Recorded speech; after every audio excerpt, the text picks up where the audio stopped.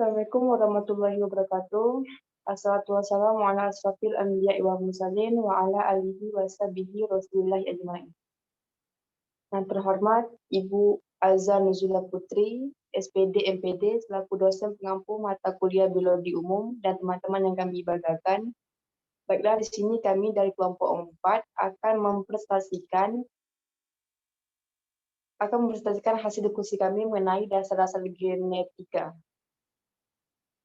Adapun anggota dari kelompok kami yaitu Angela Revita Diapani selaku pemateri kedua, selanjutnya Fitriana, saya sendiri sebagai pemateri keempat, ada Icu Novitasari sebagai pemateri pertama, selanjutnya ada Sri Delvita sebagai pemateri kelima, dan Siska sebagai pemateri ketiga. Adapun materi yang akan kami bahas pada siang hari ini yaitu yang pertama, pengertian genetika dan konsep pewarisan sifat. Selanjutnya ada gen, alel, DNA, dan kromosom. Dan yang terakhir yaitu penerapan hukum Mendel 1 dan 2. Baik, materi pertama akan disampaikan oleh Icil. Kepada Icil, saya persilakan. Baik, terima kasih kepada moderator. Selanjutnya saya akan menjelaskan mengenai pengertian genetika. Nah, genetika itu berasal dari bahasa Yunani, yaitu geno, yang berarti melahirkan. Nah, genetika ini merupakan cabang biologi yang penting saat ini. Ilmu ini mempelajari berbagai aspek yang menyangkut pewarisan sifat dan variasi sifat pada organisme maupun suborganisme seperti virus dan prion. Nah, secara lebih rinci, genetika berusaha menjelaskan mengenai satu, materi pembawa informasi untuk diwariskan atau bahan genetik. Yang kedua yaitu bagaimana informasi itu diekspresikan atau ekspresi genetik. Yang ketiga yaitu bagaimana informasi itu dipindahkan dari suatu individu ke individu yang lain atau pewarisan genetik. Nah, berikut merupakan pembahasan mengenai gen, alel, DNA, dan kromosom. Yang pertama itu gen adalah unit kecil dalam bahan sifat menurun. Nah, ukuran gen diperkirakan sekitar 4-50 mu. Istilah gen pertama kali diperkenalkan oleh W. Johansen pada tahun 1909 sebagai pengganti istilah faktor keturunan atau elemen yang dikemukakan oleh bapak genetika Gregor Mendel. Gen berfungsi menumbuhkan dan mengatur berbagai jenis karakter dalam tubuh baik fisik maupun psikis. Nah, gen sebagai faktor keturunan tersimpan di dalam kromosom, yaitu di dalam manik-manik yang disebut kromomer atau nukleosom dari kromonema.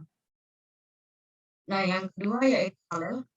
Dalam arti modern, alel adalah sebagai ekspresi alternatif dari gen atau seberkelas DNA tergantung tingkat ekspresi genetik yang diamati. Alel berasal dari kata alelon, singkatan dari alelomorf yang artinya bentuk lain. Nah, alel merupakan sepasang gen yang terbentuk pada lukus yang sama pada kromosom yang homolog yang bertugas membawa suatu sifat ataupun karakter. Tidak semua gen mempunyai dua alel, ada juga yang lebih dari dua disebut beralel, banyak, ataupun alel ganda. Misalnya gen yang mengatur protein darah.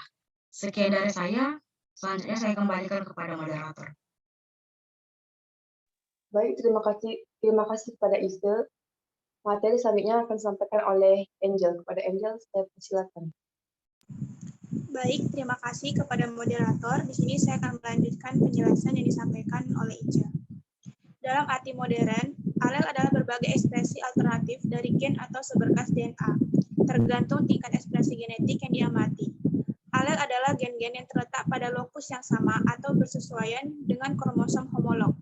Bila dilihat dari pengaruh gen pada fenotip, alel ialah anggota dari sepasang gen yang memiliki pengaruh berlawanan. Jadi, alel adalah gen-gen yang terletak pada lokus yang sama dan memiliki pekerjaan yang sama atau hampir sama. Selanjutnya yang ketiga ada DNA, deoksiribonukleik acid atau asam ribonukleat, yaitu berbagai penelitian mengungkapkan bahwa DNA adalah pembawa sebagian besar atau seluruh sifat-sifat genetik di dalam kromosom. DNA terdapat di dalam nukleus dan bersama senyawa protein membentuk nukleoprotein. Selain di dalam nukleus, molekul DNA juga terdapat dalam mitokondria, plastid, dan sentriol. DNA memiliki beberapa fungsi, diantaranya membawa informasi genetik, membentuk RNA, dan mengontrol aktivitas sel bayi secara langsung maupun tidak langsung. Molekul DNA pertama kali diisolasi oleh F. Miescher pada tahun 1869 dari sel spermatozoa. Ia tidak dapat mengenali sifat zat kimia tersebut secara pasti, kemudian menyebutnya sebagai nuklein. Kedua jenis asam nukleat ini, DNA dan RNA, terdapat dua basa nitrogen, yaitu purin dan primidin. Keduanya ditemukan oleh Fischer pada tahun 1880. Pada penelitian selanjutnya, Kossel menemukan dua jenis primidin, yaitu sitosin dan timin, serta dua jenis purin, yaitu adenin dan guanin. Lalu, ia menyimpulkan bahwa DNA sangat padat. Polinukleotida penyusunnya berupa timbunan nukleosida pipih yang teratur tegak lurus terhadap sumbu memanjang. Molekul DNA disusun oleh dua rantai polinukleotida yang amat panjang. Satu rantai polinukleotida terdiri atas rangkaian nukleotida. Sekian penjelasan dari saya kembalikan kepada moderator. Baik, terima kasih kepada Angela. Materi selanjutnya akan disampaikan oleh Siska. Kepada Siska, saya persilakan. Baik, terima kasih kepada moderator. Di sini saya akan melanjutkan penjelasan dari Angel, yakni kromosom. Nama kromosom pertama kali diberikan oleh Waldeyer pada tahun 1888. Berasal dari kata kroma artinya warna dan soma artinya tubuh. Jadi kromosom dapat diartikan sebagai badan yang mudah menyerap zat warna. Bahan yang menyusun kromosom yaitu kromatin, sehingga sering disebut benang kromatin. Kromosom merupakan badan berbentuk batang atau bengkok. Mulai tampak pada saat sel akan membelah dan selama proses pembelahan. Kromosom tampak jelas pada fase pembelahan metafase karena kromosom berjajar di bidang ekuator.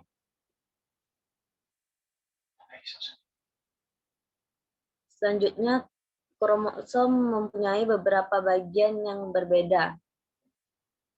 Kromatid merupakan salah satu dari dua lengan yang merupakan hasil replikasi kromosom. Sentromer ini adalah pusat kromosom dan tempat melekatnya benang spindle. Kinetokor sebenarnya adalah bagian berdasarkan bentuknya. Kromosom digolongkan menjadi 6 macam, yaitu bentuk bulat, bentuk batang, bentuk cerutu, bentuk huruf V, bentuk koma, dan bentuk huruf L.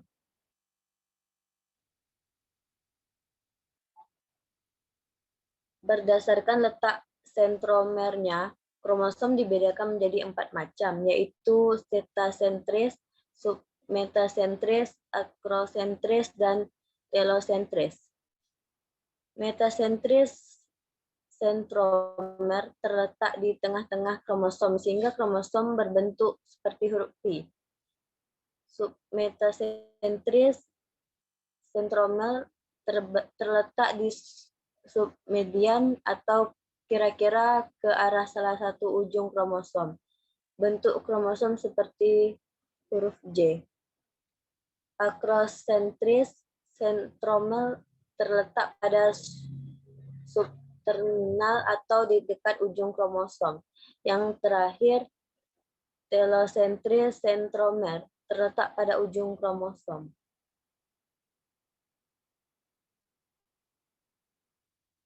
Baik, selanjutnya saya kembalikan ke moderator.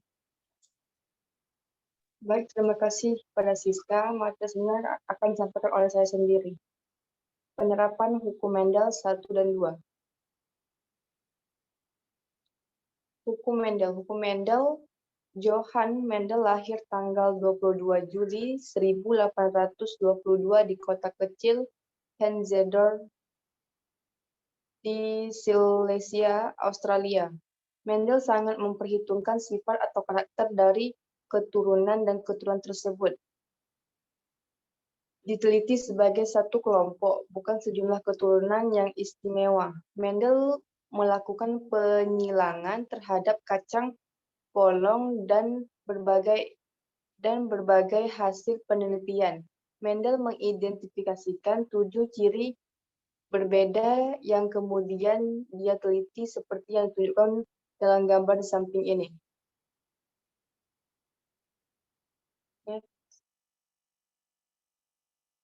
Hukum Mendel 1. Mendel menarik beberapa kesimpulan dari hasil penelitiannya. Dia menyatakan bahwa setiap ciri dikendalikan oleh dua macam informasi, satu dari sel jantan atau tepung sari, dan satu dari sel betina atau induk telur di dalam bunga. Sekarang, konsep ini disebut hukum Mendel pertama, yaitu hukum segregasi bebas.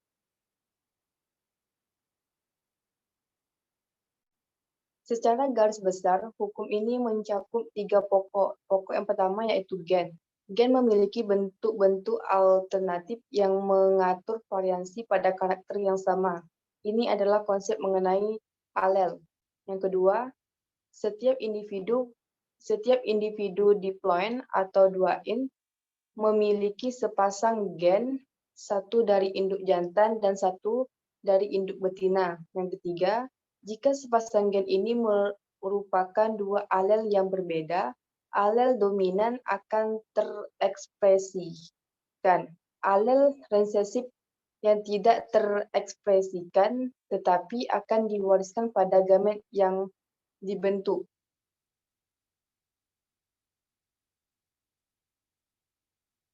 Kita sekarang membahas beberapa percobaan Mendel dengan garis keturunan yang asli untuk warna bunga. Pada penelitian awalnya, Mendel menyebutkan tanaman berbunga ungu dan serbuk sari, serbuk dari tanaman berbunga putih. Kita menyebut tanaman yang berasal dari garis keturunan asli atau murni sebagai generasi parental atau P.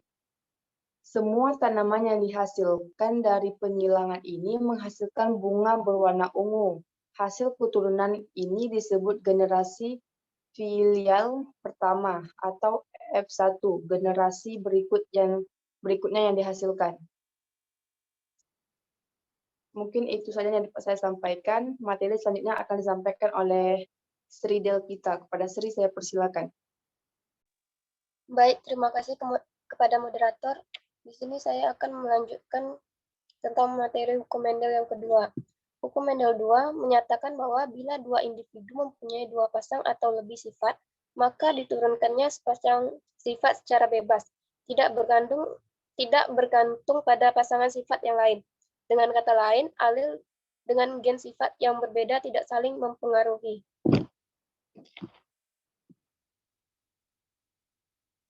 Pada percobaan berikutnya, Mendel menggunakan persilangan dengan dua sifat beda atau disebut persilangan dihibrid. Mendel mengawinkan dua kacang kapri yang memiliki dua sifat berbeda. Salah satu kacang kapri berbiji bulat dan berwarna kuning, sedangkan pasangan berbiji kisut dan berwarna hijau.